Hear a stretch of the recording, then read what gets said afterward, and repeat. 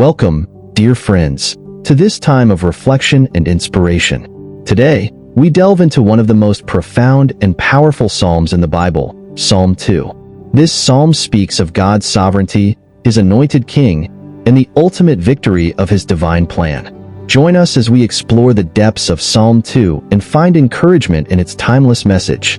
Psalm 2 begins with a dramatic scene. Nations conspiring and rulers plotting against the Lord and His anointed. Let's read the opening verses together. Why do the nations conspire and the peoples plot in vain? The kings of the earth rise up and the rulers band together against the Lord and against His anointed, saying, "Let us break their chains and throw off their shackles." The psalmist paints a picture of rebellion and defiance against God's authority. But what stands out is the futility of these efforts. Plot in vain. Despite their grand schemes, human power is nothing compared to God's sovereignty. These verses highlight a common human tendency, trying to break free from what we perceive as restrictive, even when those boundaries are for our ultimate good. Now, let's see how God responds to this rebellion. Psalm 2 verses 4-6 says, "The one enthroned in heaven laughs. The Lord scoffs at them. He rebukes them in His anger and terrifies them in His wrath, saying, I have installed my king on Zion, my holy mountain." This response is both powerful and reassuring. God is not threatened by human rebellion. Instead, He laughs and declares His sovereign plan. He has already installed His king on Zion. This is a reminder that God's plan is unshakable and His authority supreme. The laughter of God is not one of amusement, but of the futility of those who oppose Him. Who is this anointed king? Psalm 2 verses 7-9 gives us a profound revelation. "I will proclaim the Lord's decree. He said to me, You are my son. Today I have become your father. Ask me, and I will make the nations your inheritance, the ends of the earth your possession. You will break them with a rod of iron. You will dash them to pieces like pottery." This passage is often seen as a messianic prophecy, pointing to Jesus Christ, the Son of God.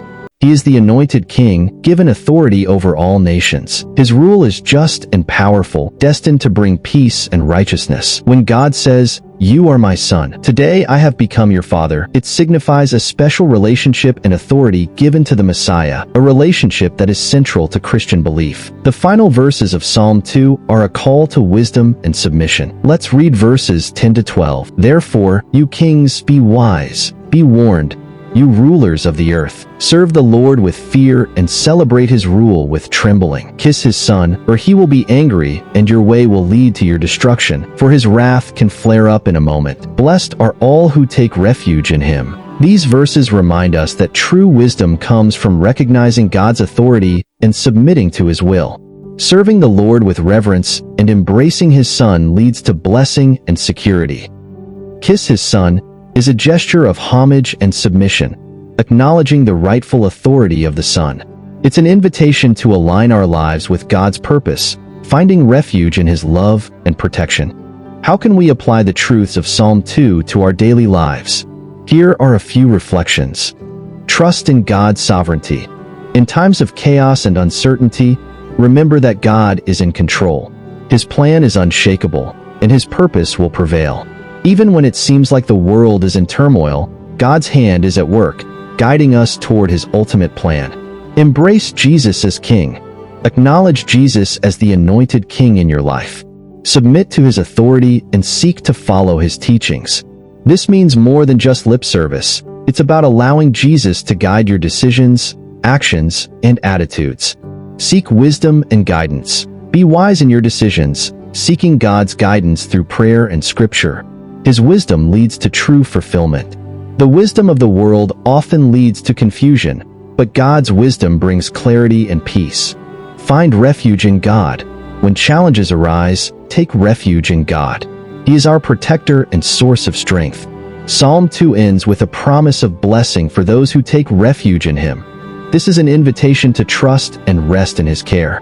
Psalm 2 is a powerful reminder of God's sovereignty, the authority of His anointed King, and the blessings of serving and trusting in Him. As we meditate on these truths, let us find peace and strength in the assurance that God is in control. Thank you for joining us today. May you be blessed and encouraged as you take refuge in the Lord. Until next time, may the peace of God be with you.